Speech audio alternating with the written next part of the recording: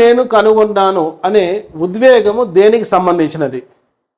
మీకు తెలుసు, ఆర్కిమెడిస్ ఒక రాజు అడిగిన ప్రశ్న, దేవతకు తయారు చేసిన కిరీటం అది నకిలీగా ఒరిజినల్ బంగారు అన్నప్పుడు చాలా రోజులు ఆలోచించి స్నానం తొడ్డిలో స్నానం చేస్తున్నప్పుడు బాత్ టబ్లో మరి కోల్పోయిన నీటి బరువుకు తన బరువుకు మధ్య సారూప్యత గమనించి ఈ విధంగా కూడా బంగారు కిరీటం ఒరిజినల్ కాదా చెప్పొచ్చు అని ఆలోచించి యురేకా, నేను కనుగొన్నాను, ఆహా నేను కనుగొన్నాను అని భావోద్వేగంతో అరుస్తూ రాజు దగ్గరికి వచ్చిన సంఘటన మనకు సైన్స్లో తెలుసు.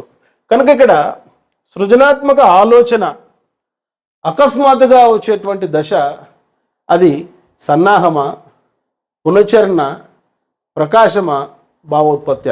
సన్నాహం అంటే ప్రిపరేషన్, భావనోత్పత్తి అంటే ఇన్క్యుబేషన్.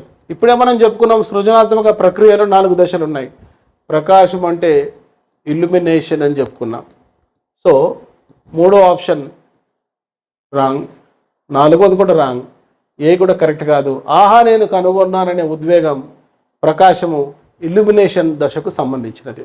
ఈ ప్రశ్న ఒకసారి మనం ఇంగ్లీష్లో గమనిద్దాం. Yes, I got it. This emotion comes under.